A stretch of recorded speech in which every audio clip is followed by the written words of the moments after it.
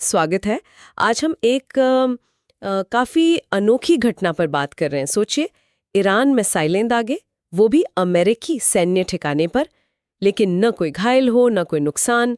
जी हाँ, 23 जून 2025 को कतर में ठीक यही हुआ था।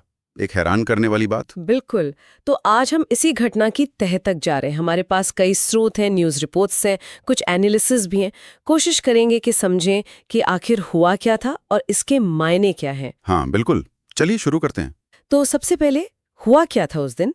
तारीख थी 23 जून 2025। जी, वक्ता रात के करीब 8 बजे वहाँ के लोकल टाइम के हिसाब से ईरान ने मिसाइलें दागी। निशाना था कतर में अल उदीद एयरबेस और साथ ही इराक में भी एक बेस। ओके, और ये हमला किया किसने था? मतलब ईरान की तरफ से कौन सी विंग थी? ये ईरान का जो इस्लामिक रेवोल्यूशनरी गार्ड कॉर्प्स है, IRGC जिसे कहते हैं, उन्होंने किया था। और उन्होंने इस ऑपरेशन को एक कोड नेम भी दिया था, फतेह की खुशखबरी या टाइडिंग्स ऑफ विक्ट्री। या फतेह की खुशखबरी। अच्छा, पर यह हमला अचानक क्यों हुआ? मतलब इसके पीछे कोई वजह है? हाँ, वजह थी। असल में ये एक तरह का जवाब था। अमेरिका ने मार्च और जून 2025 के बीच ईरान के कुछ परमाणु ठिकानों पर हवाई हमले किए थे। तो ईरान ने इसे उसी का बदला बताया। अच्छा, तो ये एक जवाबी कार्रवाई थी, टिट फॉर टैट जैसा कुछ। हाँ, पर ईरान ने इसे पेश कैसे किया दुनिया के सामने? हाँ, ये दिलचस्प है। उनका कहना था, मतलब सूत्रों के हवाले से खबर थी, कि उन्होंने ठीक उतनी ही मिसाइलें दागी जितने बम अमेरिका ने उनके ठिकानों पर गिराए थे। बिल्कुल सटीक गिनती। ओह, तो ये तो बड़ा प्रतीकात्मक सा लगता है। बिल्कुल, एक सिंबॉलिक जेस्चर था।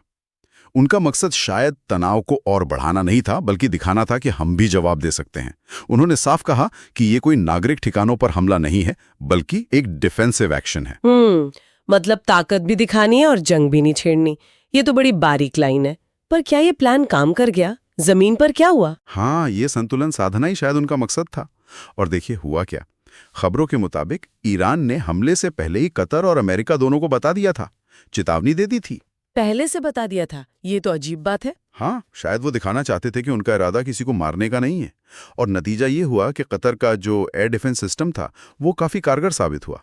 उसने आने वाली सारी मिसाइलों को हवा में ही रोक दिया। सारी मिसाइलों को? जी हाँ, सभी को। और सबसे जरूरी बात, कोई हताहत नहीं हुआ, किसी की जान नहीं गई और ना ही कोई बड़ा ढांचागत नुकसान हुआ। वाह, मतलब पूर्व सूचना और कामयाब डिफेंस। लेकिन फिर भी इस हमले की गूंज तो महसूस हुई होगी पूरे क्षेत्र में। डर का माहौल तो बना ही होगा। हाँ बिल्कुल, असर तो फौरन दिखा।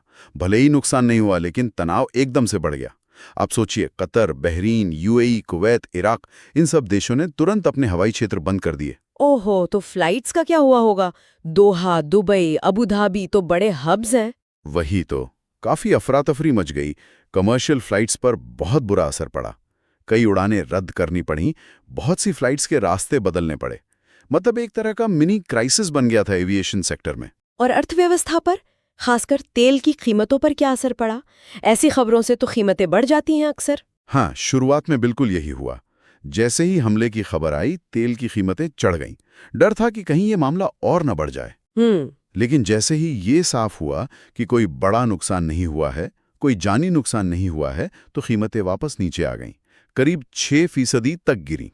बाजार ने शायद इसे एक सीमित या कंट्रोल्ड घटना की तरह लिया। अच्छा, तो ये तो हुई क्षेत्रीय और आर्थिक प्रतिक्रिया।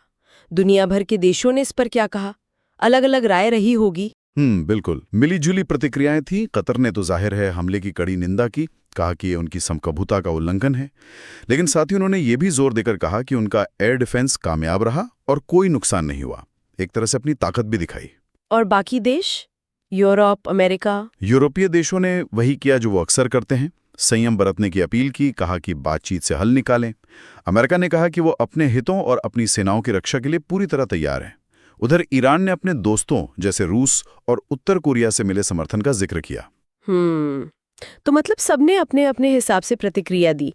तो अगर हम इन सब बातों को जोड़कर देखें, तो इस पूरी घटना का निचोड़ क्या निकलता है? इसका क्या मतलब समझें? देखिए, ये घटना ईरान और अमेरिका के बीच तनाव में एक गंभीर बढ़त तो दिखाती ही है, एस्केलेशन जिसे कहते हैं। और ये सब कहीं ना कहीं ईरान इजराइल के बीच जो एक तरह का प्रॉक्सी वॉर चल रहा है, उसी का हिस्सा है, जिसमें अब अमेरिका सीधे तौर पर शामिल दिख रहा है। हाँ, ये तो है। और ईरान का ये जो तरीका था, जैसे को तैसा वाला, बिल्कुल नपा तुला प्रतीकात्मक जवाब, ये दिखाता है कि वो बदला तो लेना चाहते थे, पर शायद एक बड़े युद्ध से बचना भी चाहते थे। ये एक कैलकुलेटेड रिस्क था, सोचा समझा कदम। और ये घटना हमें एक बार फिर याद दिलाती है कि मिडिल ईस्ट में हालात कितने नाजुक हैं।